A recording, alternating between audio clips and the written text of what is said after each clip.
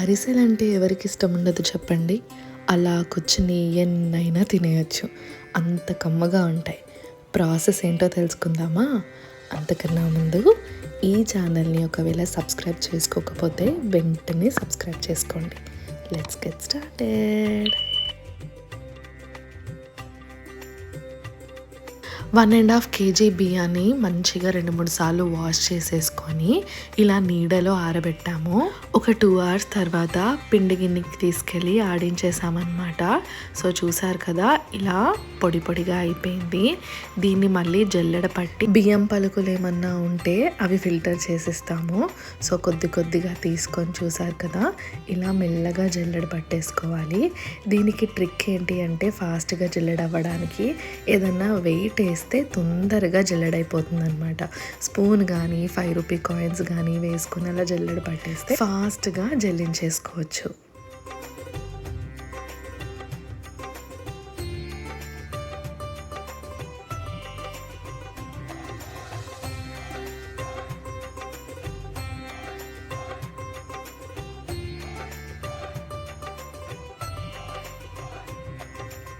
చూసారు కదా, ఇలా జల్లించుకున్న తర్వాత ఆ పిండి తడితనం పోకూడదు అనమాట. పచ్చి పచ్చిగానే ఉన్నట్టు ఉండాలి. ఆడించిన తర్వాత వెంటనే చేసేయాలి, లేట్ చేయకుండా. ఆ పిండిని అలా ఒత్తి పెట్టాలన్నమాట. అప్పుడు ఏంటంటే ఆ చెమ్మదనం అనేది దాంట్లో ఉంటుంది, మనకి టెక్స్చర్ కూడా బాగా వస్తుంది. సో ఇలా జల్లించుకుంటున్నప్పుడు మధ్య మధ్యలో ఒకసారి ఇలా ఒత్తుకోవాలి.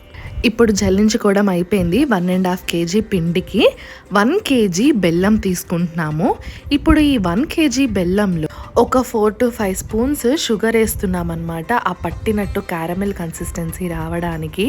ఇప్పుడు స్టవ్ వెలిగించి పెద్ద దాక పెట్టి పాకం పట్టాలి. దీన్ని పాకం కోసము జస్ట్ ఒక చిన్న గ్లాసుడు నీళ్లు పోస్తున్నాం అంతే. చూసారు కదా, టీ గ్లాస్ దాన్ని నీళ్లు పోసాము. ఇంకా సిమ్లో పెట్టి స్టవ్ అనేది సిమ్లో పెట్టేసి బాగా పాకం పట్టాలన్నమాట. పాకం అనేది బాగా బాయిల్ అయ్యి ముదురు పాకంగా తయారవ్వాలి. కొంచెం పాకం తీసి మనం వాటర్లో వేస్తే వెంటనే ఉండలాగా ఫామ్ అయిపోవాలన్నమాట. అంతలాగా పాకం పట్టాలి. పాకం ఇలాగా బాయిల్ అవుతున్నప్పుడు ఒక 2 కప్పులు, చిన్న సైజ్ కప్పులు నువ్వులు వేసేసాము. అరిసెల్లో నువ్వులు వేసుకుని తింటే ఒంటికి కూడా పట్టి బాడీ అనేది గట్టిగా తయారవుతుంది, స్ట్రాంగ్గా అవుతుంది అండ్ చాలా మంచిది. ఎస్పెషల్లీ ఆడవాళ్ళకి చాలా మంచిది. సో ఇలా నువ్వులు వేసేసుకొని మళ్ళీ పాకం బాగా బాయిల్ అవ్వనివ్వాలి. ఇలా ఈ ప్రాసెస్ అనేది ఆల్మోస్ట్ 1/2 అవర్ వరకు అన్నా పడుతుందండి, ఎందుకంటే గట్టి పాకం రావాలి కాబట్టి. చూసారు కదా, ఇలా ఉండలాగా ఫామ్ అవుతుంది అని అనిపించినప్పుడు ఒక 5 to 6 స్పూన్స్ ప్యూర్ ఘీ వేసేసుకుంటున్నామండి. ఇంట్లోనే తయారు చేసిన నెయ్యి. అసలు ఆ టెక్స్చర్కి చాలా స్మూత్గా కమ్మగా వస్తాయి అన్నమాట అరిసెలు.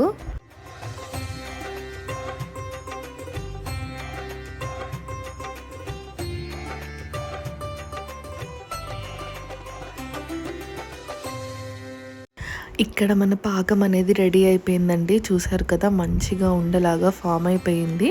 ఇప్పుడు ఏం చేస్తామంటే స్టవ్ ఆఫ్ చేసేసి ఆ పాకాన్ని అంతా కిందకి దింపేసి ఇందాక మనం జల్లించి పెట్టుకున్నాం కదా రెడీగా బియ్యం పిండి, అది కొంచెం కొంచెంగా వేస్తూ బాగా మిక్స్ చేయాలండి. అరిసెల్లో ఇది చాలా ఇంపార్టెంట్ ప్రాసెస్. ఇలా బాగా ఒక కర్ర లాంటిది తీసుకొని ఉడంది తిప్పుతూనే ఉండాలన్నమాట, ఉండలు కట్టకుండా నీట్గా అసలు మొత్తం మిక్స్ చేస్తూ ఉండాలి.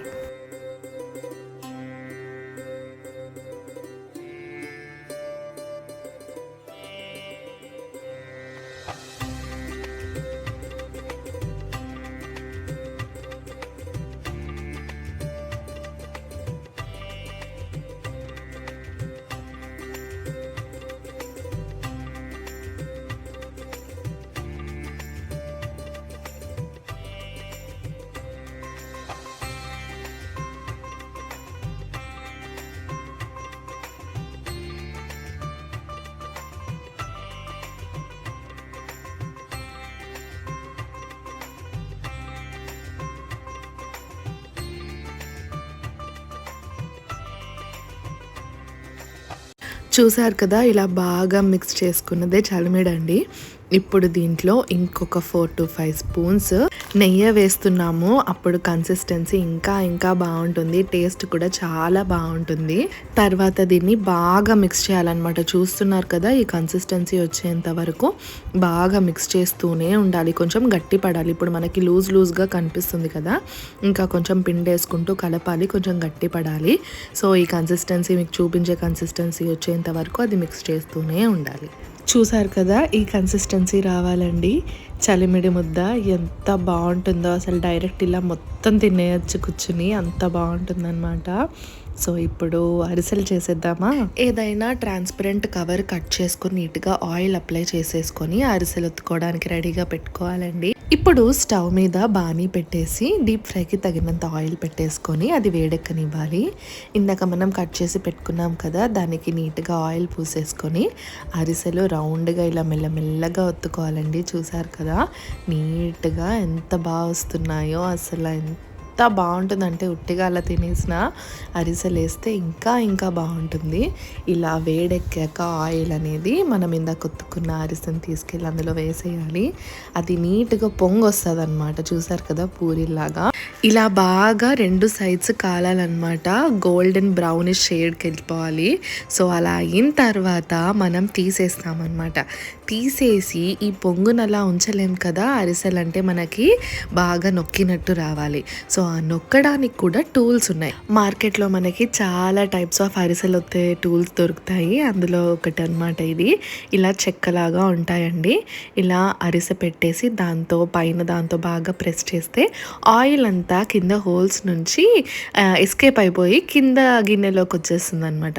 సో మనకి ఆయిల్ అనేది లేకుండా నీట్గా అరిసెలాగా ఫామ్ అయిపోయాయి. చూసారా, టేస్ట్ అయితే చాలా బాగున్నాయండి. కంపల్సరీ మీరు ఇలా ట్రై చేసి చూడండి. నెయ్యి కానీ నువ్వులు కానీ ఈ కన్సిస్టెన్సీ వేసి ట్రై చేయండి. చాలా బాగుంటాయి. ఏ పండగ వచ్చినా అరిసెలు అనేవి ఫస్ట్ తయారు చేసుకుంటాం. తెలుగు ఇంటి పిండి వంటల్లో అరిసెలకుండే క్రేజే వేరు కదా.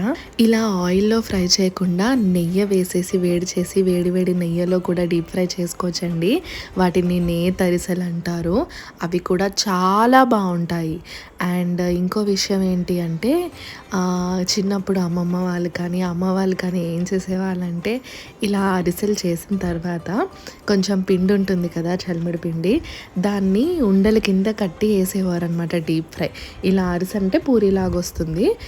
అలా ఉండల్లాగా చుట్టి వేసిన దాన్ని పాకుండలు అంటారు. అవి కొంచెం పగిలి వస్తాయి.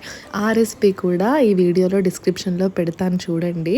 అవైతే అమృతం అంటే చెప్పండి, అసలు ఎంత బాగుంటాయి అంటే అంత బాగుంటాయి అన్నమాట పాకుండలు. ఆ రెసిపీ కూడా మన ఛానల్లో చేసాము, తప్పకుండా చూడండి. మీరు ఫస్ట్ టైం అరిసెలు ఎప్పుడు చేశారో గుర్తుందా? మీ చిన్ననాటి జ్ఞాపకాలని మాతో కూడా షేర్ చేసుకుంటారా? కమెంట్ సెక్షన్లో షేర్ చేయండి. అలా ఒకసారి మనం అందరం చిన్ననాటి జ్ఞాపకాలను నెమరు వేసుకుందాం. ఫైనల్లీ మన అరిసెలు రెడీ అయిపోయాయండి. ఇవి యాక్చువల్లీ సంక్రాంతి కోసం చేసిందనమాట. వీడియో చేయడానికి ఇంత టైం పట్టింది. మీరు కూడా సంక్రాంతికి ఏం పిండి వంటలు వండుకున్నారో మాకు కూడా షేర్ చేయండి. ఇలాంటి అమేజింగ్ కంటెంట్ ఇంకా వీడియోస్ మన ఛానల్లో బోలెడన్ని ఉన్నాయి. ఒక్కసారి వెళ్ళి చూడండి. మీకు మన వీడియో కానీ ఛానల్లో వీడియోస్ కానీ నచ్చినట్టయితే మళ్ళీ చూడడానికి ఈ ఛానల్ని సబ్స్క్రైబ్ చేసుకోండి. Thank you for watching.